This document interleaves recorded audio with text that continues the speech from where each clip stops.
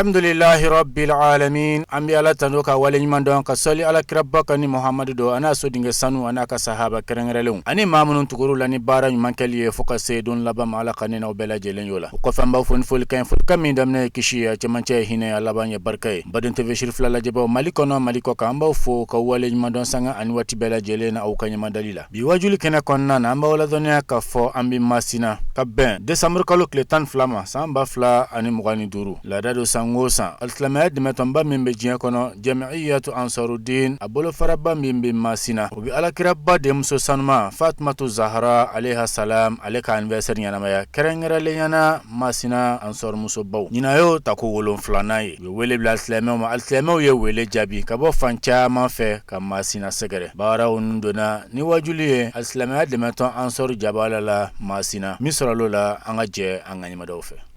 antli na hera la ala kabula hera dama vraiment ni sondialen bi pumata ni kenen kanya sani ganda do babu lambi ala fo ka barkada ala min kara sababu ye ka be jirana ka ala kirafo o kofe manga sababu nyuma fo no ya nga sheriff kay mba fo dante foli mina na ka dimbaya na je nyombele jeli masina amsar cheba anga foli bawiye msoba anga foli baye nintene chien folo ye ni kenen kanya nintene chef no ya ala ko suma bi kay yora sababu nyuma mbora ma mana beba do ka fa ko herede ami ala fo ka barkada tugu ala min sona kanga islameye anga ala ko suma ka ala batuke kanin kenen nyana manyona chama sigi nin kenen kanya kenen mi ka sababu ka jamana basigi ka here do fo ka ta anse aljinama ya rabbi ala kan no ya ne ambade islam ma bela jeli wala sambi do de kan na ba bela jelenye mama sembo re ka so ka sanga kenen ka nga foli ba bela jelenye bo ya manga nyamo fo dugu tigi ani kili tiga amba fo no ya nga chokro ba ma siriki kire ta amba fo no bora manga madame le maire fo no mu balwe amba fo ka ta na ka chesri na ka jijala wele se wa sama aba nga kena soro amba fo la anga boya bayoro na la ka je no bora manga president fo en national section président Boufo amanga udu karamogo fo o mana boya amanga président d'honneur fo ananga président d'honneur amu bela jele fo ami do ni kenen jama fe ambalmam so no yanga président d'honneur afata tuwela ni watina no umukulu bali amani jama bela jele fe bega do kai ala ka ulika do asim la ka heran badena amani ni jara jama fe muso bela jele amani ga ni cheba bela jele no bora ya manga karamogo yere fo senga bali mina bali no bu fatara wili anda ko ta anda geti bwana amba fo deb ka dam ne komte duru kana successiona kana sectiona amba fo na sababu mai mambe we karamogo baru amba yere fo ka chesiri na ka jidela muso no fe amba fo ala ka kanu be dalwe shi o mana boy ami fo la sanga muso bawma ulu de ka dorome farale nyonga o de kenen siga amu fo ka chesiri nu ka jidala ali bi ala ka nu deme ali bi chesiri de ba ambolo ami foli ke jama bela jeli inshallah amle kenen minga an na fe ko karamo ta kele auzu billahi minash shaitani rajim an do fo shitani tan kenen nga ni ba fo kenen de ka kenen min ni shitani be shitani yere tan kenen nga ambe masina mutu inshallah dande fulini wallahi 2011 karamgo ay kuma kene bo 2011 wajuli la na manyina ko Bamako 2011 akoni kenen moma bini nyana maya ni ma soma dodo bina nye bebi ni be wallahi mugo ya file kuma bi anya bi Fatmatu Zahra ne te rola tike romi bi inshallah te me karamgo ba fo domi do ya file kuma gwanzan ka tebe mi kele vie karamgo ma bolo shi yoro shi islam yala ko ala ko ta kila ko ta na matemo o make ne ni karamgo kay ngun la mena mali file dinga mi ngona tikako wallahi karamgo ma bolo shi yoroshi fotile boro a masla ko ni aka kuma chamai aba fo domi ko pétrole tanga jamana kan an tɛ kɔgɔji da la a ko nka ala kɛmɛ ka fɛn kelen k'an ye n'o ye hakilisigi ko nka an da don ko hakilisigi de ye fɛn bɛɛ lajɛlen ja tiɲɛ don bi anw m'a ye wa ko k'a ka présidente fo ni o ye Jɛnɛba Tarawele ye ko u ma ɲinɛ aw kɔ ko jamana n'a cogow kama ni o tɛ ko ni ala sɔnna ko olu mɔgɔ kelen kun ti to kɔfɛ u kun bɛ se yan ko nka ni ala sɔnna u bɛ dugawu kɛ ni ala sɔnna don nataw la a bɛna kɛ bɛɛ lajɛlen sago ye o tuma an bɛ bɛɛ lajɛlen fo ka bɛɛ barikada ka bɛɛ waleɲuman dɔn kɛnɛ ala k'a sigi hɛrɛ la ka ɲuman wuli hɛrɛ la ala kira nɛɛma ni kisi b'a ma a y'o de fɔ a ko ale ala kira ni mɔgɔ mɔgɔ kɛra ale denmuso Fatumata fɛ ko ale ala kira bi k'i fɛ ko sabu Fatumata bɔra ale de la o la an b'a dɔn Massinɛ section santi tɛmɛ ni aw ma nin ɲɛnamaya a kɛra cogo min an b'a kalama kabira ti bi bɔ fo ka n'a bila nin cogoya in na an b'a dɔn san o san dɔ b'a la ka fara a kan de o la an bɛ ala deli hali bi ala ka nin kɛ ɲɛta ye badenw an bɛ foli lase nabaga bɛɛ lajɛlen ma wulada in na nin kɛnɛba in kan mɔgɔ minnu bɔra u ka sigidaw la a n'a jɛnya ka fara surunya kan a cɛ a n'a muso a denmisɛn n'a makɔrɔba an bɛ bɛɛ fo ka ɲini ala fɛ ala sɔnna u nana hɛrɛ la ala tun ma sigi hɛrɛ la ni sigi ala kana danni ma ala k'a caya an y'o ɲini ala fɛ kɛrɛ na bɔnaw kama sɔrɔlen ala la so o la an bɛ section fo ka section ɲɛmɔgɔw fo ka section karamɔgɔw fo dileke fɛn fɛn nana ka bɔ yɔrɔ yɔrɔ ka bɛɛ lajɛlen fo ka bɛɛ waleɲuman dɔn Fatumata ziyara sigibagaw n'o y'a sababu ye n'o ye an ka balakaw ye présidente Jɛnɛba Danbɛlɛ a n'a ka jama an b'u fo k'u waleɲuman dɔn k'u barikada ka ɲini ala fɛ hali bi ala k'u fanga se ala ka fanga d'u la ka tɛmɛ nin kan ala ka ɲɛni bila a la ala ka na tiɲɛni bila a la nin kɛnɛ in kan yan an jɔyɔrɔ ti yan an ka ɲɛmɔgɔba n'o ye Adamu Jibril ale de jɔyɔrɔ ye yan a ko a bɛ taa ci la ka segin ala sɔnna waati fara ka sɔrɔ a ma yan sɔrɔ mana an ka joli o cunna an ka nin kɛnɛ kan yan o la wajibi an bɛ wuli a tɔgɔ la ko wudu bɛɛ ka foli don ka ɲɛsin bɛɛ ma baara min bɛna kɛ an b'a ɲini ala k'a bolo don a la o la an bɛ foli lase an ka sabu ɲuman ma n'o de ye an ka seyidu ye n'o de ye an ka kayidu ruhi ye Seyid Sharif Usman Madan Aidara k'a jira a la anw Masinakaw anw Ke Masinakaw maa dun mina ala kayyadil haya a ka hakila ye min ye an b'a waleya Masinaya an balolen kɔni to a ka hakila ye fɛn o fɛn ye an b'a lawaleya ni ala sɔnna a ma o kɔni parce que nin baara min filɛ nin ye nin ye la ka ale ka hakila de ye a ye nin de jira anw na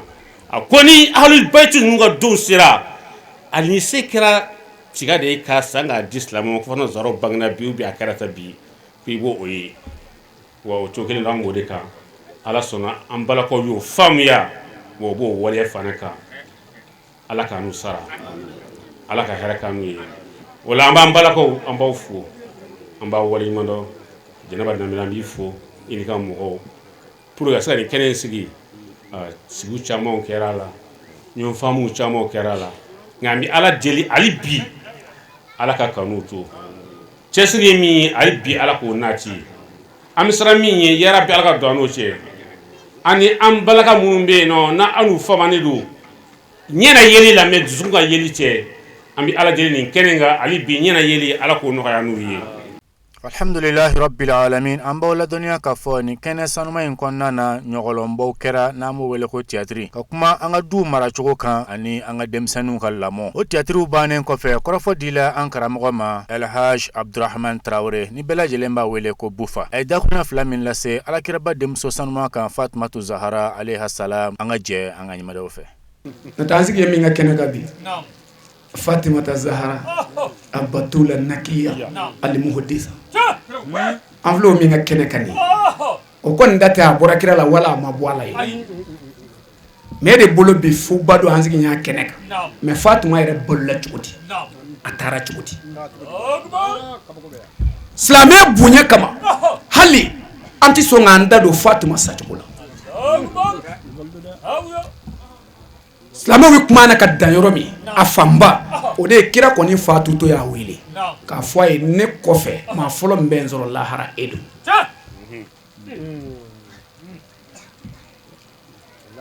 bonya ko jumɛn bɛ yen ko maa bɛ se ka Fatima diya la a b'i wasa dama n'i ko i bɛ waso ni danbe ye ale fa de ye Alakira ye a b'i wasa dama ni muso ko a bɛ kafa ko n ye cɛ ɲuman sɔrɔ ka tɛmɛ tɔw kan cɛw kamanagan yɔrɔ la Fatima cɛ de tun bɛ wele Kayibara don dɛsɛ kɛlen ko karili la kira ko sini n bɛna nin drapeau in di cɛ dɔ ma sini cɛ in bɛ Ala fɛ a bɛ kira fɛ wa Ala bɛ cɛ in fɛ wa kira nikama don ko drapeau in da in bɛna yɛlɛ n'o bolo barika ye sahabaw sir'u ɲɛna taara a ka kɛ n ye dugu jɛra kira wulila k'i jɔ sahabaw bɛ yen olu k'u ma deli ka nata ko la n'a don tɛ f'u b'u kun yegelen ma mɔgɔw cɛla ni min y'i kun kɔrɔta kira b'a fɔ ko Ala b'i jɔyɔrɔ dɔn nka nin t'i ye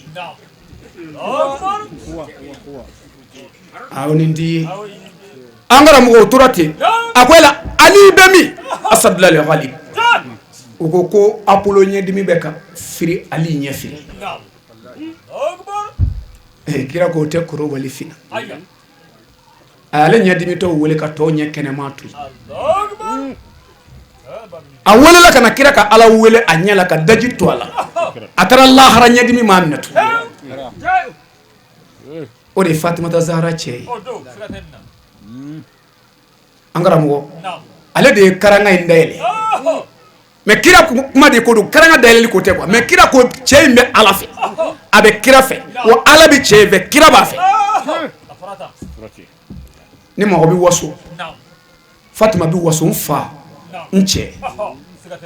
ni mɔgɔ bɛ waso ni woloden ni muso jigi tigɛra furu la ka jigi tigɛ faso la a b'a jigi da denninw kan a fɔra Fatima den fila de ma Hasan wal Hussein Sayyida sababul ahli janna ko Hasan ni Husaini k'olu de ye alijinɛ funɛnkɛw kuntigi ye kodɔnna dɔw ko nin hadisa in kɔrɔ kan ka ɲini ko sabu cɛkɔrɔba ti don alijinɛ na musokɔrɔba ti don wɛrɛ kan faamu wa sabula n'an sera lahara n'Ala y'i don alijinɛ ye musokɔrɔba ma a y'i tɔɲɔ n'a y'i don ye cɛkɔrɔba ma a y'i tɔɲɔ i tɛ se k'i damu o siw bɛ segin de 37 amin 37 bɛ don alijinɛ na ten mais kira dun ko funɛnkɛw kuntigi ye ninnu ye dɔrɔn a bɛ fɛ bonya bɛ kumaw la n tɛ alijinɛ denw kuntigi ye ninnu ye o de ye Fatima denw ye Fatima yɛrɛ dun kira ko sahabaw bɛɛ ma ko Fatima ye sogobu dɔ de ye ko Ala bɛ dimi ni Fatima dimina Ala bɛ jɛn ni Fatima jɛnna ni hadisa an bara k'a fɔ ten mais a kɔrɔ ɲini kira ka misalu ne nin kɛra dɔnnibaaw ɲininka ko a bɛ minɛ jumɛn kɔrɔ o kɔrɔ ye ko a bɛ kɛ Gazwatul Mu'tata don Gazwatul Mu'tata kira ma taa kɛlɛ minɛ ni jɛngɛrɛ n'a ka fɔ a ma gazwa a don kɛlɛkuntigi ko ye Zaidu ye Zaidu kɔfɛ Jafar ibn Abi Talib o kɔfɛ Abdullah ibn Rawahata kira y'u cɛ 3 wele a ko Zaidu ne sara Jafar ibn Abi Talib bi bila yen nɔ Sayyidina Ali balimakɛ kɛlɛkuntigi la n'o sara Abdullah ibn Rawahata bi bila o nɔ n'o sara silamɛw ɲɛmaa da sɛtanɛ y'u ɲɛmaa ye problème min silamɛya dala ne don ni ye den da fa 2 n'a ma n'a ye hɛrɛ sɔrɔ o de bɛ bala a ko siga tɛ min na a bɛ tɔnsigi telima kɛ ka ɲɛmaa ɲini Ala ka kɛlɛ tɔ laban mais mago bɛ mun na yan kira ye misali de d'u ma ko n'i sara an m'a fɔ i bɛ sa dɛ mais yahudiya tuubilen dɔ tun bɛ yen o y'u nin cɛ 3 wele ko anw bɛ nabi ɲumanw ka misali dɔ ni min ye k'o ye hakika ye ko kira ye misali min di aw ma sisan n'a b'a tiɲɛ tila k'a ka filiyamusow labɛn a b'u labɛn kira y'a sanga ni min ye o kɔrɔ ye k'a bɛ kɛ de duti tɛ a bɛ kɛ mais hadisa la kira ko ni Fatima dimina a y'a dɔn dimi ko bɛna kɛ Fatima o kɔrɔ ye ko Fatima bɛna dimi a ko ni Fatima diɲɛna ɔ kɛnɛ in b'o tiɲɛ fɔ hali ni Fatima fatura Fatima bɛna diɲɛ don dɔ la k'ale su dalen to a fa ka rawuda la ko musoba dɔw bɛna wuli k'u jɔ k'ale kanu n'a bonya jira diɲɛ kɔnɔ k'a sɔrɔ ale yebaw n'a fa yebaw ye ko d'a kan nazira lahara ti ja dɛ bilahi maa caman bɛ k'i yɛrɛ wele ala kira tɔgɔ la n'an dara an jɔ kira ɲɛ kɔrɔ lahara n karamɔgɔ k'a tɛ ja ko ni Fatima dimina ala bɛ dimi mais kira kɔni y'ale jira a dan ye kuranɛ aya de nana ninnu kun kan mais u bonya bi fɔ k'a fɔ kana miiri ko mun na nin mara ka kɛ f'i k'a dɔn bonya bɛ attaquer de o diɲɛ laada yɛrɛ de bonya yɛrɛ bi gosi de n'o tɛ kuranɛ aya jɛlen de nana o de la an tɛ Fatumata Zahra in kɛ ko a ka d'an ye quoi ala ka wajibimanfɛnw dɔ de don farida de don kuranɛ kɔnɔ qul la as'alukum alayhi ajran illa al mawaddata fil qurba kuranɛ de ko Mamadu a f'u ye i ɲanina Mamadu mandenw kama Mamadu i ɲanina mandenw ye i tɔɔrɔliw kama i y'i faso bil'u kama i ko i bɛ jɔnw kisili min kɛ o de la kunun wulafɛ n y'o fɔ yan n'a fɔra ko kira ka kiraya sara k'o ka di kira ma n'i m'o dɔn a ye ko minnu k'i kama a filɛ n ko kira de bi bɔ Makan don min a bɛ fɔ ko hijira kira bi bɔ don min bamurutigiw de sɛmɛ bɛ da la k'u b'a fa mun kama ne ye kanda sira min kan o bɔgɔtili ka bɔ ŋanaw tigɛ kɔnɔ kira gɛnna ka faso bila alhamdulillahi rabbil alamin dugu jɛlen n'o bɛnna sibiri ma desanburu kalo tile 13 alikuranna kalan kɛnɛ ba sigira ka dugawu kɛ an faso Maliba ye ka dugawu kɛ diɲɛ bɛɛ lajɛlen ye an ye min sɔrɔ kɛnɛ kan an ka jɛ an ka imadaw fɛ اللهم ارحم تضرعنا وآمن خوفنا وتقبل آمالنا وأسل أعوالنا واجعل بطاعتك استغالنا وإلى الخير مآلنا وأقت بزيادة أعمالنا واختم بالسعادة أجالنا هذا ذلنا ظاهر بين يديك وهلنا لا يخفى عليك أمرتنا فتركتنا ونهيتنا فارتكبنا ولا يسعنا إلا عفوك فاعف عنا يا خير مأمول وأكرم مشهور إنك عفو كريم رؤوف رحيم يا أرحم الراحمين وصلى الله على سيدنا محمد وعلى آله وصحبه وسلم تسليما والحمد لله رب العالمين اللهم ارزقنا بالألف ألفا وبالباء بركة وبالتاء توبة وبالساء ثوابا وبالجيم جمالا وبالهاء حكمة وبالخاء خلانا وبالدال الدنوا وبالزال الزكاة وبالراء رحمة وبالزاء زلفة وبالسين صنعا وبالشين شفاء وبالصاد صدقا وبالضاد دياب وبالطاء طهارة وبالظاء ظفرا وبالعين علما وبالغين غنى وبالفاء فلاحا وبالقاف قربة وبالكاف كفاية وباللام لطفا وبالميم موعظة وبالنون نورا وبالواو وصلة وبالهاء هداية وباللام الألف لقاء وبالياء يسرا وصلى الله على سيدنا محمد وآله الطاهرين أجمعين اللهم بلغ سواء ما قرأناه ونور ما تلوناه إلى روح سيدنا محمد عليه السلام وإلى أرواح أصحابه رضي الله عنهم أجمعين وإلى أرواح جميع الأنبياء والأولياء والمرسلين وإلى أرواح آبائنا وأمهاتنا وإخواننا وأصدقائنا وأساتذتنا ومشايخنا خاصة وإلى أرواح جميع المؤمنات والمسلم والمسلمات الأحياء منهم والأموات أجمعين عاما وإلى جميع أصحاب الخيرات من المؤمنين والمؤمنات. اللهم انصر من نصر الدين واخذل من خذل المسلمين. آمين يا رب العالمين برحمتك يا أرحم الراحمين. سبحان ربك رب العزة ما يصفون وسلام على المرسلين والحمد لله رب العالمين.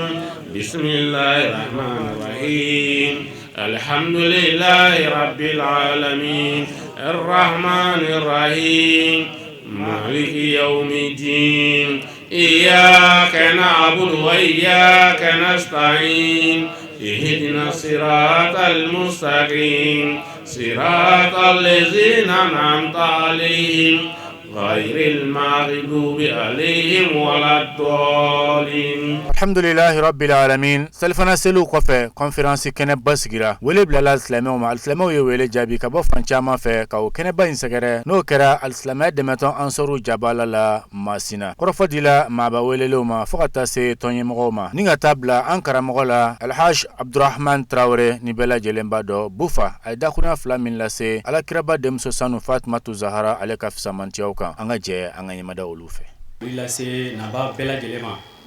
ka section présent pour anaka sous section présent mani tondo bela jele ka bo sous section ulo flala ka muso nyama fo anaka muso bela jele ka komto bela jele fo ka nga fama fo ya alu ma kene so ka fo lu bia ka boya be kene kan ka shirif la mo fona fo ka naba bela jele fo o ko fa mi fo la se karamo shiro usman madan hedra naka demoyama ala ka shijan ni kenya ni lafiya la bankuma ala ko di anu bela dilema o kofe an yo commission jekulu ye ame an kelima baranike ani mo de farala nyo kan ka baranike an yo commission ye sous commission bana we sous commission wolofla ani sous commission wolofla de barake a folo ye vigile ka sous commission b décoration b restauration b no e dumuntigu ye accueil b bismillah kalaw o ko fe jini sanya fana be kurantigu fana be ani chafimu o barakela munu jara ka faranyo kan ka an demeni baranna ni o be faranyo kan o ta be ma keme ani ma biworo ani fla barakela bela jile ka bo ni su commission wolon fla ma keme ani ma biworo ani fla joye ma ke ani ma kele muso ye ma biworo ani kele o fana ko fe baran kono an yi demo soro fan chama fe mo yan demeni nan fen ye do yan demeni mi fen ye do yan demeni waru fana ye o me ami aja umu ko ta fo kregre na sao sa chesri limbe ni ko na yan demeni ko sebe yan demeni na fo ye katla kan demeni ji chama ye ani boisson chama amba ni la me ba o bela jile fe o ka fara an kan ka do ka ya ni mu yan demeni waru ni na fen bela jile ko do o ko fe mo ye do ni chama fana ke faida be ni ken kan ko sebe mo chama ba de na nu ga do ni ku yu da fale ya do tay demo ye do tay barako ye do tay kalanko ye do tay bana ye ala sona ko ala yo be jabi o kala kana nyina fana kana do nyino ke ami ala deli ala ka be fana nye o munu an sera ka munu ta fa ma munu ta fa ba do ka fa ko ala ya be ala wale ba be kala ma ba be jabi fana ko fa mi fi la se na ba be la jema a to ben kan sallallahu rasul sallallahu alaikum ashira herala ala kan ple herala bi kwani ani so jalele do kadaka anyebe ni wale mina obi ke sababu ka masina ka di kala nyona abi ke sababu ka masina muso na chebe tindu nyona udunde anga la ni wati nuna kuma chama kontene febi neta ye fuli ka amsaru fo a chia fara amsoka sawosa ubeni wale ya njirana uba ukachesiri de jirana sawosa ubi fem beke pour que masina tiana muso uti kaseka donyona ukaseka ke nyoma sigi nyoma nyumani o foli amboke amsar che ana muso be nya fo chugo mi biye dua ke dodi amba nyini ala fe dua fe mana ke ya no akamene ala jamana ma ala ni kene jirana ala ka kunte herala ala ka ansago dama aya mbalima kele jangwele a jarani abonyanama aya jirana ka fo ambe kele ni tonsigi konanana amina fo amina ke o fe la kuma lame an b'a ɲini ala fɛ an bɛ bɛn mun ɲini an ka jamana kɔnɔ an ka sigidaw la ala ka nin wajulu in ka sababu ye ka bɛn ni kelenya k'a basigi jamana kɔnɔ aya an bɛ bɔ kuma na b'an ka naba bɛɛ lajɛlen fo kɛrɛnkɛrɛnnenya an ka invité an b'u fo an foli lase an ka kafo mɔgɔw ma k'u tan k'u barikada u wele o wele u bɛna an ka kɛnɛ kɔnɔ k'a bonya an bolo an b'u fo k'u tan k'u barikada o mana bɔ an b'an ka tijaniya mɔgɔw fo ani sɛginɛ kalandenw an b'u yɛrɛ fo o mana bɔ an b'an ka kerecɛnso fila fo n'o ye katolikiw ani protestant an b'u bɛɛ lajɛlen fo an ka bɛn maaya la nin b'o de sinsin nin b'o de jira an bɛɛ an fa adamadenw ye siya ma bɔ siya la jamu ma bɔ jamu na an bɛɛ de ye kelen an bɛɛ ye fasogo kelen an b'u fo k'u tan k'u barikada u ka nali la an ka kɛnɛ kɔnɔ an b'u fo an bɛ dugawu kɛ ala ye ɲinata jira an na cogo min na ala ka san wɛrɛta fara an si kan an y'a ɲini ala fɛ o mana bɔ yen an b'an ka cɛbaw fo an b'an ka cɛbaw fo n'a ye musobaw yɔrɔ i b'a sɔrɔ cɛba dɔ de b'a kɔfɛ an b'u fo k'u tan k'u barikada an b'an ka président fo n'o ye an ka section président ye président bureau sous section bureau bɛɛ bi yan bi an b'u fo k'u tan k'u barikada k'an ka udu commission mɔgɔw fana fo an b'u fo k'u tan k'u barikada o mana bɔ yen an b'an ka président d'honneur fana fo an b'an ka présidente d'honneur fana fo n'o bɔra yen an b'an ka naba bɛɛ lajɛlen fo Charo section y'an sɔrɔ yan an b'u fo k'u tan k'u barikada k'an ka foli f'u ka musobaw ye n'o ye Binu Fofana ani Jɛnɛba Tarawele an b'u fo yan nin kɛnɛ in kɔnɔ bonya bi yan n'o bɔra an ka commune 7 n'o ye Masina n'a Lamini commune 7 ye Sayi Matumu Kokiri Kolongo Monipe Bogwɛrɛ ani Masina yɛrɛ dugu kɔnɔ an foli lase a musoba bɛɛ lajɛlen ma k'a daminɛ komitew la fo ka taa se succession musow ma ɲɛw de ka cɛsiri a n'a ka wulikajɔ o de y'an se nin yɔrɔ in na bi an b'a fɔ ale bɛ ala y'a cɛsiri a y'a cɛsiri de fɔra ni m'i cɛsiri bi minɛ ka di cɛsiribaw ma an bɛ foli lase a bɛɛ lajɛlen ma aw ka dɔrɔmɛ fara faralen ɲɔgɔn kan o de y'an sigi nin kɛnɛ in kan bi an bɛ ala deli a dɔrɔmɛ bɔra yɔrɔ yɔrɔ ala kana ta yɔrɔ lankolon ala k'a kɔfalen miliyari la ala k'a kɔfalen miliyari la ala k'an kɔ fana kɛ k'a ta an y'a ɲini ala fɛ ala kana sirifu jugu bɔ an na ala kana an jugu ye o mana bɔ yen an b'an baw fo n'o ye Fatima an ba Fatumata Tarawele ani Tani Jara ani Tani Aisha ani Tani Alima an b'u bɛɛ lajɛlen fo nin kɛnɛ in kan k'u bonya bi yan an sen da bulu de sen da nɔ na an b'u fo k'u tan k'u barikada o mana bɔ yen an b'an ka karamɔgɔ yɛrɛ fo a bɛɛ sababu y'ale de a Seydi Sherifu Sumani Madani Haidara ka musobaw koro k'u di u cɛw ma a Seydi Sherifu Sumani Madani Haidara an b'u fo k'u tan k'u fo k'a tan k'a barikada ala ka sija ani kɛnɛ kalifa la ala k'an ɲɛ ma na Sɛma Tijani a n'a dɔgɔnin an b'u fo an ɲɛ jɔ b'ulu de la bi an ɲɛ ti Sirifukɛ yɛrɛ la an ɲɛ bɛ Sɛma Tijani n'a dɔgɔninw de la o sen n'an b'u fa sen dɔ na an bɛ dugawu kɛ fa dɛsɛ na yɔrɔ min na ala k'ulu tɛmɛ yen kan ala k'ulu tɛmɛ yen kan ala k'u juguw dɛsɛ ala k'u malo ala k'u sigi u sen zabara kɔnɔ jamana jugu ala k'u dɛsɛ ala k'u malo ala k'u sigi u sen zabara kɔnɔ nin sigi in bonya n'a barika kama an ka jamana ala k'a kolo suma kɛnɛ a sigira hɛrɛ la ala k'a wuli hɛrɛ la ka ɲini ala taala fɛ ne ni aw ala ka kan kelen-kelenna bɛɛ lajɛlen ye magoɲɛ ye an dalen b'a la a bɛ kɛ Mali bɛ degun min kɔnɔ a dogolen tɛ mɔgɔ la nka ni sababu bɛ yen ko nɔgɔya bɛ se ka na jamana kɔnɔ ka na ni bɛn ni kelenya ni basigi ye o ye nin kɛnɛ ninnu n'a ɲɔgɔnna ye so dugawu fɛn min bɛ yen n'a a tɛna kɛ ka ala deli ala ka sɔn a bɛ kɛ ala deli de bɛ se k'o kɛ ka foli di bɛɛ lajɛlen ma an bɛ jɔyɔrɔ min da yan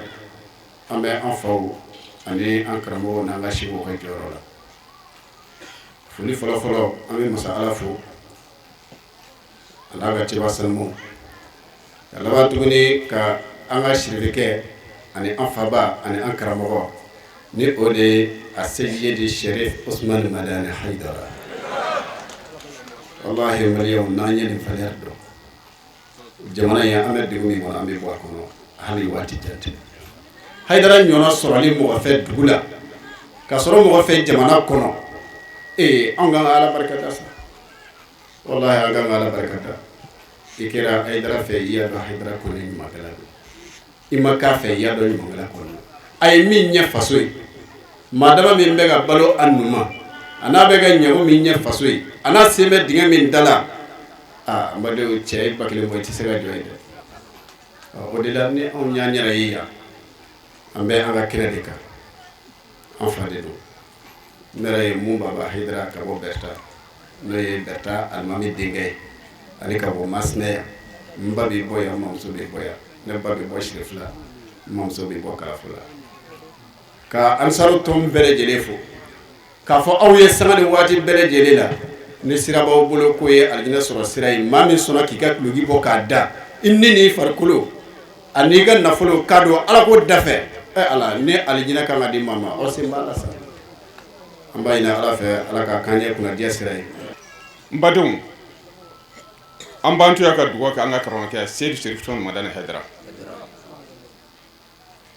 cɛ min ni ale faamuyara ni mɔgɔ y'ale ka kuntilenna dɔ dɔrɔn an bɛɛ bɛ lafiya an ka diɲɛ sigi la an bɛ ala sɔrɔ sini fana ale faamubaliya fan dɔw fɛ o de kɛn bɛ gɛlɛya ye ya Rabbi ala k'a faamu di an bɛɛ lajɛlen ma ka dugawu kɛ an balaka ninnu ye u ka nin kɛnɛ labɛn na ka musaka ɲini ɲɔgɔn fɛ k'a kɛnɛ sigi ni labɛn bɛ diɲɛ sigi la nin y'a dɔ ye mɔgɔw bɛ ɲumanw de ye ɲɔgɔn fɛ k'a ladege nin tamasiyɛn min filɛ nin a yera Sirifila duba de kɔnɔ Hayidara fɛ Bangɔni o kumana an balakaw y'a tamasiyɛn ta ka jigin n'a ye section kɔnɔ ka jigin n'a ye sous-section kɔnɔ wallahi a kɛra nafa ye bi section dama tɛ bilen koyi sous-section dama tɛ bilen koyi hali an ka comité dugu la an ka comité dugu kɔnɔ bi ni sere b'a sɔrɔ ni ɲɔgɔn kɛnɛ bɛ yen a sigilen don wa anw ye nafa min y'a la fana n'o bonyana an bolo ka tɛmɛ a bɛɛ kan o de a kɛra sababu ye a bɛ ka n ka npogotigininw labɛn bi ka t'u cɛla la ni Fatumata Zahra ye anw yɛrɛ dugu dɔ b'anw fɛ yen ko Masabugu san o san an bɛ taa fɛte yen n'a don sera i bɛ fɛn ye denmisɛnnin npogotigininw fɛ a b'i kabakoya dɛ i b'a fɔ ko ala ko tɛ fiyewu an ye fɛn min sɔrɔ a kɔnɔ n'o diyara an ye a kɛra sababu ye npogotigininw bɛ labɛn sɔrɔ kɛnɛ in kɔnɔ ni Fatumata Zahra kɛnɛ in kɔnɔ u labɛnnen bɛ bɔ n'o labɛn ye ka t'u cɛla la wallahi ni denmuso labɛnna ka na d'i ma i cɛla la cɛ lafiyara a ka du kɔnɔ wa a bɛ gɛrɛsɛgɛ ɲuman sɔrɔ a ka diinɛ ɲuman bɛ to a bolo nka ni muso jugu nana d'i ma i ka diinɛ tiɲɛna i gɛrɛsɛgɛ tiɲɛna wa i ka du tiɲɛna wa o de ye diɲɛ tiɲɛ ala k'an kisi o ma an bɛ Alahu Taala deli an ye ɲinɛ ta sigi cogo min na ala ka samara ta jira an na ten an bɛ naba bɛɛ fo n'an ka président ba dala ne ye n'o ye Umaru Baro Tarawele ni ale de ye Haut Conseil président ye Masina Serekili la an b'a fɔ ka barikada ka tila ka wale ɲuman dɔn a n'a ka bureau jama bɛɛ ale kuma yɔrɔ ye yan ye a ka kɔnɔnajɛya kama a n'a ka hakilila ɲumanya kama nin tɛ mɔgɔ bi sɔrɔ minnu bi n kɔ ka kuma segin an ma an ka dakurunya fila foli kɛ a ka dɔn n'ale yɛrɛ tɛ kɛnɛ minnu kan an yɛrɛ ka se ka jɔ ka kuma a ka laɲini ye nin ye an b'a fɔ a ka ŋaniya ɲumanya la n'an bɔra ye an balima invitew n'o ye kiricɛnakaw ye ani silamaya diinɛ wɛrɛ mɔgɔ minnu invité la n'u nana ka na wele in jaabi an balimaw la an b'a bɛɛ fo u ka ŋaniya ɲumanya an'u ka sigiɲɔgɔn ɲumanya an'u ka badenya kala an'u ka badenya sinjiya samaniya an b'u fo k'u barikada k'u waleɲuman dɔn ko a diyara an ye a bɛ to an kɔnɔ an ka président ka hakilila don a bɛ to an kɔnɔ a n'a kɔfɛmɔgɔw bɛɛ a bɛ to an kɔnɔ ala k'u sara n'an bɔra ye an présidenti ni a ka jama fo k'u barikada k'u waleɲuman dɔn u ka ŋaniya ɲumanya la an'u ka cɛsiri la nin baara in na nin baara in u bɛ san munmɛ de kɛ k'a labɛn ko alakira denmuso bangi don ko an karamɔgɔ a n'a ka denbaya ye a yira na ko an ka nin ɲɛnamaya ni place bɛ yen ko nin ye olu place ye k'olu b'a ta a ka di an karamɔgɔ n'a ka denbaya ye cogo min k'a labɛn fo a ka kɛ ten a daminɛna awa a bɛ senna k'a minɛ a daminɛ don ma ka na se bi ma don o don dɔ de bɛ fara a kan foyi tɛ bɔ a la an b'u fo la k'u tanu k'u barikada ka tila k'u waleɲuman dɔn n'an bɔra yen an b'an ka karamɔgɔlakaw fo k'u barikada n'o ye an ka udu mɔgɔw ye u ka cɛsiri n'u ka jija la tuma min président ye wele bilu ma ko nin baara in bi sen kan u ye wulikajɔ daminɛ kabi kuna sini fo bi u bɛ yan u bi si yan u bi tile yan an b'u fo k'u barikada k'u waleɲuman dɔn n'an bɔra yen an b'a ɲini Alahu Taala fɛ Masina mara a k'a kɛ Alakira n'a denmuso kama ani Usmani Sherifu Madani Hayidara n'a denw kama a ka Mali bɛɛ lafiya a ka Masina mara lafiya amina ya rabbi Fatima de tun bɛ yafa deliba ye ka aliyɛri don ka segin a kɔ hadisaw b'a la hali ni dɔw ko ko hadisa ninnu dɔ ifuyalen don mais n bɛ fɛ ka mun fɔ dɔrɔn olu m'a dɔ ifuya ko Fatima jogo tɛ dɛ olu bolo a valeur yɛrɛ ka bon o ma quoi a valeur yɛrɛ ka bon a ka ɲama n'a cɛ cɛ mais yɛrɛ k'i miiri ta ne ko Fatima Zara in daminɛ ni bi cɛ o e k'i miiri kɛlɛ dɔ la i ka furu la ne kɛra a ban sababu ye dɛ n ko an bɛ kɛlɛ de mun an tɔgɔ fɛ ka tɛmɛ o kuma a bɛ sɔrɔ ka taa laban ko nin fɛn min tɛ gansan ye wallahi ne wallahi ne yɛrɛ de ka ko man di nin cɛ in ye hali ne ye ɲuman kɛ o y'a bolo juguman de ye kɛlɛ kɔrɔw de mara mɛ cɛ dusukun na i ka yɛrɛ bonya ma se ka min yafa deli fiyewu o virisiw de b'a la n'i tira a la dɔrɔn kɔrɔma yugujugu bɛ wuli ni ɲagaɲaga ye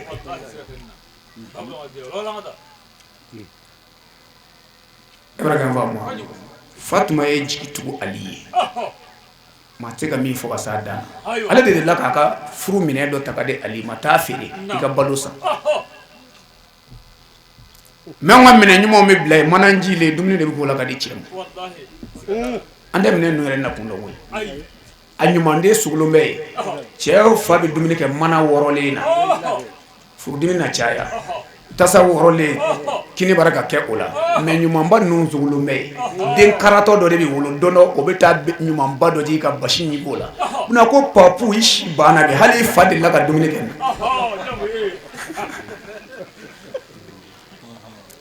ma an ka hakili to min na an bɛ belebele min nɔfɛ siga foyi tɛ a la Ala ye olu de kɛ ɲɛsin fa ye ninnu ka bonya tɛ se ka sɔsɔ sira si kan Ali taara feere sugu la darahima 6 ko Ali nato fandan dɔ fana y'o deli du in bɛ ten de setigi du tɛ jigi tugu du de don ni naloma ɲina a b'a ko nafolo de bɛ Sɛrifu Usumani Madani Hayidara n'a denw na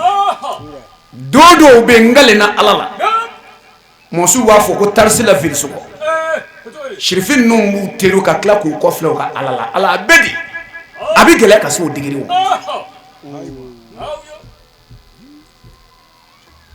magoɲɛ du de don setigi du tɛ n di danfɛn deli du de don n tɛ setigi du tɛ sabu u mɔkɛ su ye Hasan ladi o de la o la Sherifu tɛ sɔn k'u tɛgɛ jari danfɛn ye Hasan ka wari dɔ delila ka bala Muawiya fan fɛ a bɛ se darahima 500 ma ba 500 ma a ye lettre ta don min ko a bɛ sɛbɛnni kɛ k'a ci Muawiya ma o su kelen kira nana sogo da la k'i bɛna mun kɛ a ko n ka juru bɛ Muawiya la ko n bɛna kani kira ko ko pati ne y'a fɔ a ye a kana dalibaa to yen ka danfɛnw deli kuma i ka Ala fɛ nin to yen a dugawu bɛ Nuru Labusari kɔnɔ hali sini kira ye dugawu min di Hasan ma n'a ye Ala wele n'a ye ni dɔgɔkun kelen ma dafa ni wari in sɔrɔla k'a ɲɔgɔnna wɛrɛ sɔrɔ ka tila ka dɛmɛ kɛ silamɛ jamana ye o du de don a tɛ se ka sɔsɔ sira si kan wa bi fanga mana bonya cogo cogo kana tiw la n tɛ i bɛ taa e ma Ali Zenel Abidina ale tile ale ni maa min bɛnna tile la Malik bun Marwana do Abdul Malik bun Marwana Abdul Malik bun Marwana nalen sigi masaya la ale sigira sangaso min sanfɛ cɛkɔrɔba dɔ de nana fɔ a ye ko Malik bun Marwana ni sigira yan ko yan ye batwari de ye i kunkolo bi bila masakɛ dɔ ɲɛfɛ yan a k'u kɛlen ka kira ka Huseni fa k'u nana kunkolo bila Ibn Ziyadi ɲɛfɛ yan de o de kun ye gouverneur ye ko o Ibn Ziyadi ko kunkolo bilala Mukhtar Sakafi ɲɛfɛ yan de ko Mukhtar Sakafi o kunkolo bilala Musaibu de ɲɛfɛ bun Zubair Musaibu bun Zubairi ɲɛfɛ yan ko Musaibu bun Zubairi ale kunkolo bilala Malik bun Marwana ɲɛfɛ yan ko ni sigira ye kunkolo bi bila danfɛn wɛrɛ ɲɛfɛ yan Sherifu kunkolo bilala yan batwari ale de ka sɔrɔ ka jigin ka so in ti ka sɔrɔ k'a den ka lettre sɛbɛn gundo la comme fanga ka d'ale a tɛ fɛ a ka fanga ka tiɲɛ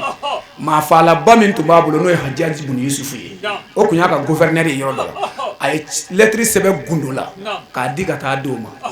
ko ayiwa an k'an ka masaya bɛɛ kɛ an k'an janto Bani Mutalibi denw joli la kana Sherifi den joli bɔn ko n ye masa o masa ye n'an fɔr'u kɔ n'i y'u joli bɔn k'i ka masaya ma mɛn wa faama o faama n'u tɔɲɔ ni tile la ngale na Ala la i ka fanga tɛ dumi o tɛ yɛlɛma mais a ma sɔn maa ka bɔ a kalama mais o lettre talen Ali Zenabirina de y'i to yen ka lettre réponse sɛbɛn kilo 400 b'u ni ɲɔgɔn cɛ k'a d'a ka jɔnkɛ ma ka taa d'a ma ko Abdul Malik bun Marwan ko Ala ko a b'i barikada k'i ye lettre ci ko anw joli ka kɔlɔsi an ka Ala ko k'i barikada la n'a mɔkɛ kira ko a b'i fo a sɛbɛnna heure min ani Ali Zenabirina ta sɛbɛnna heure min miniti ma d'u ni ɲɔgɔn cɛ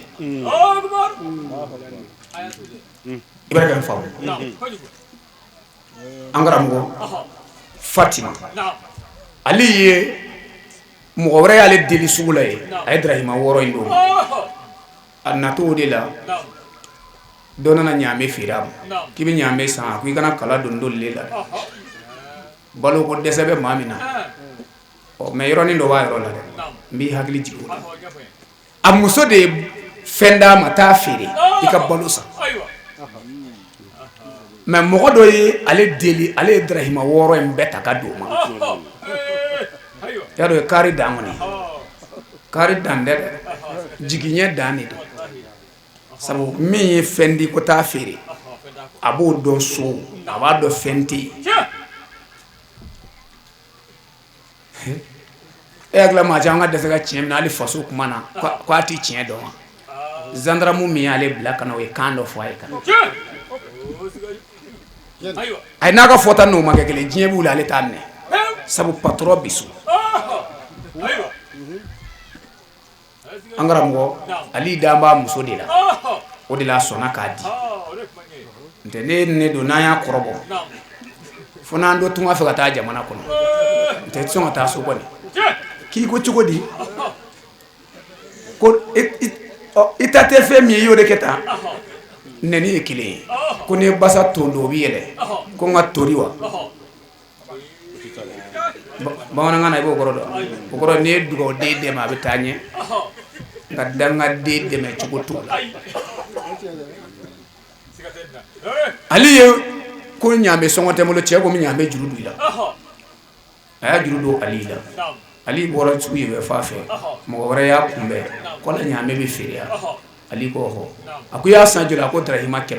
a ko n ye Darahima 60 far'i kan Ali y'o minɛ ka na wari dɛ 100 d'a tigi ma 60 tɔ Sherifu mɔkɛ kɛra kamalen sugu la a ye sanni kɛ a ka d'a ye cogo min kana o dugujɛ de ani Alakira Muhamadu Mustafa ye ɲɔgɔn ye kira ko aw ka du lahaliya bɛ di kunu i ka sugu Ali donna a ɲɛ bɛɛ la kira ko i tɛ min dɔn a la n b'o f'i ye k'e tɛ o Fatima ye décision min da n bɛ furucɛ sutura e yɛrɛ y'i ta far'o kan ka fandan jigi tu ko patron yɛrɛ donna kɛlɛ kɔnɔ Fadul Jabaru don ko Ala faama yɛrɛ de nana ko min nana ɲaamɛ jiri la ko wallahi Adama den tɛ ko Jibirila tun don ko min y'i kunbɛ ka ɲaamɛ san ko Adama den tɛ Mikayilu don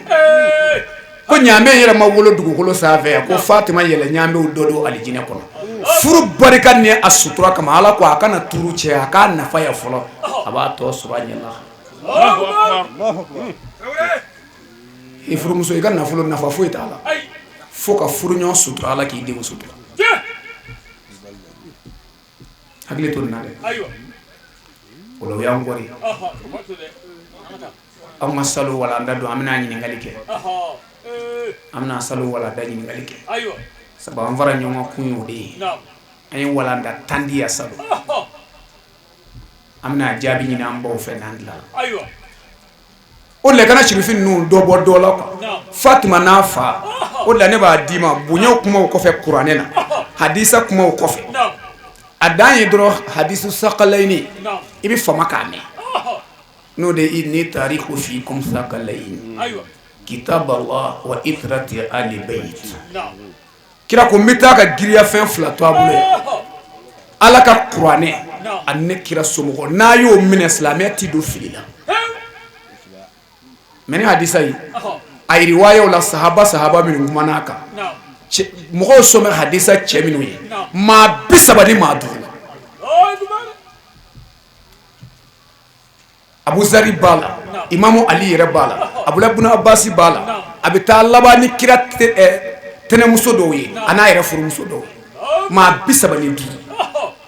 tabiina minnu y'a riwayaw fana kɛ ka bɔ sahabaw la o ye mɔgɔ 19 ye merci i b'a dɔn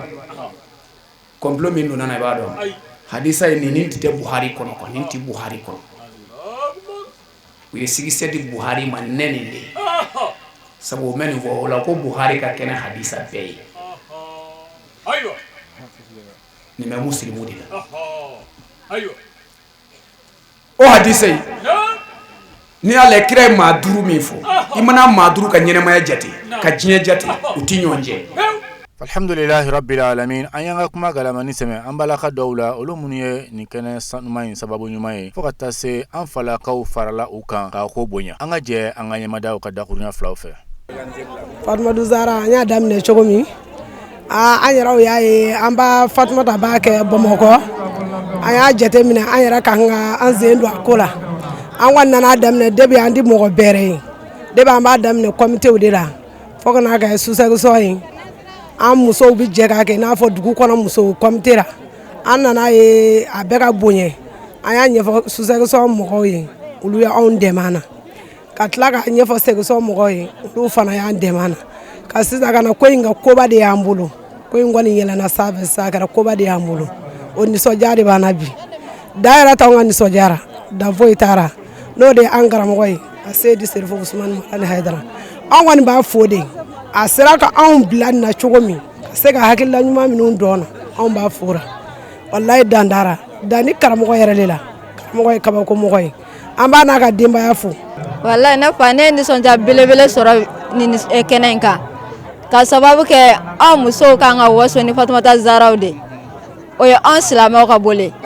ni 8 mars ni panafricains sera ko musow an ni silamɛw fana ta nana musow bɛɛ kan ka nisɔndiya o la ka karamɔgɔ n'a ka denbaya fo ka tila k'an bɔ Fatumata fo a n'an ba tɔw bɛɛ lajɛlen olu min y'an bila nin sira in kan tiɲɛ yɛrɛ la diyara an ye ka sababu kɛ ni hɛrɛ bɛ diɲɛlatigɛ la nin de don n'a fɔla ko lahara ko adamaden kan ka taa ɲini ka sɔrɔ sogo n'a a taacogo la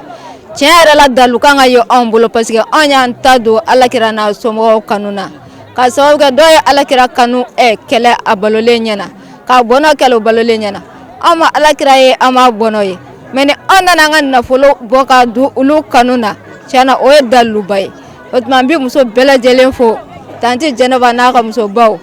bi an Fatumata Zaraw ɲɛnamaya kɛnɛ kan nisɔndiya min bɛ ne na Fatumata Zaraw sera hɛrɛ ni baden na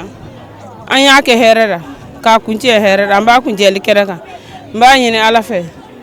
sijan ni kɛnɛya ni labanko ɲuman Ala k'a d'an ma Fatumata Zaraw kɔnɔ parce que an y'a ta an karamɔgɔ de fɛ a n'a muso ani Fatumata tɔgɔ yɛrɛ an y'a to de fɛ ka Fatumata Zaraw ɲɛnamaya salon ta kɛra hɛrɛ la ɲinan ta yɛrɛ kɛra hɛrɛ la an b'a deli Ala fɛ Ala ka san wɛrɛ ta yɛrɛ jira an na sijan ni kɛnɛya Ala k'o di karamɔgɔ n'a ka denbaya ma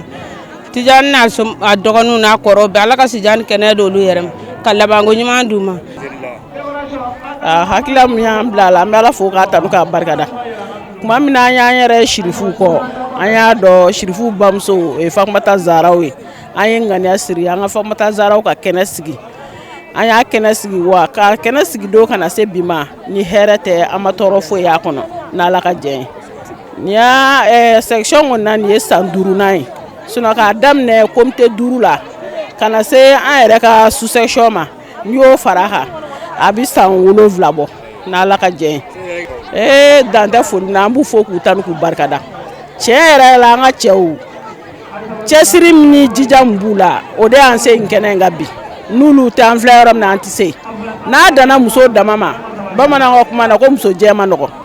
a ma nɔgɔ cogo min na o fɛn o fɛn fɛ a ka jugu ne nka cɛw ka cɛsiri n'u ka jija n'an ka karamɔgɔw ka cɛsiri n'u ka jija an mana wuli siw b'an nɔfɛ an mana wuli tilew b'an nɔfɛ ni Fatumata Zaraw ko in na an b'u fo k'u tanu k'u barikada hali bi u ka dɔ fara u ka cɛsiri n'u ka jija kan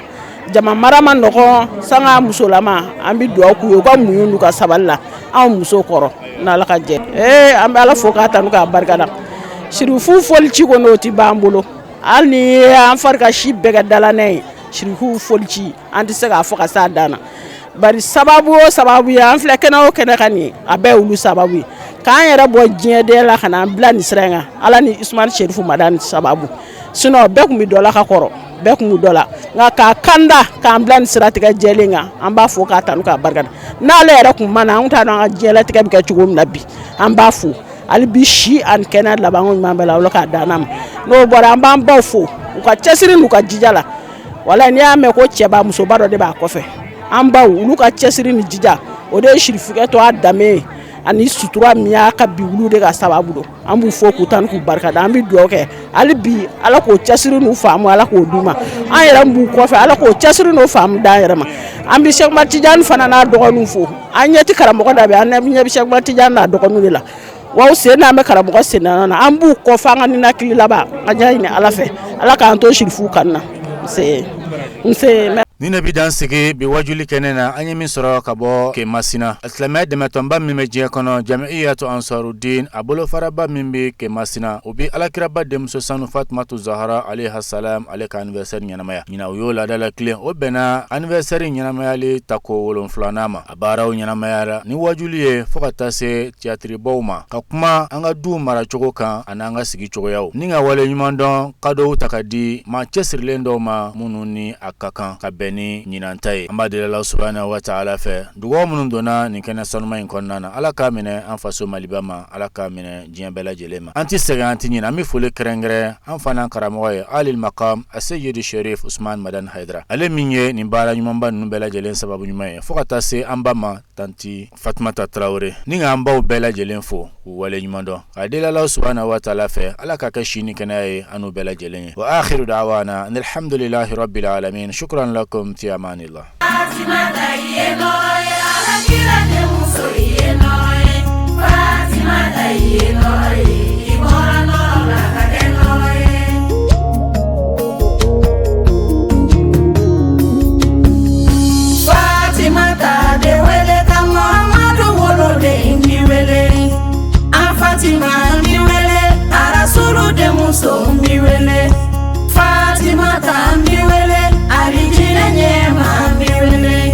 Fatima ta ini wele kaka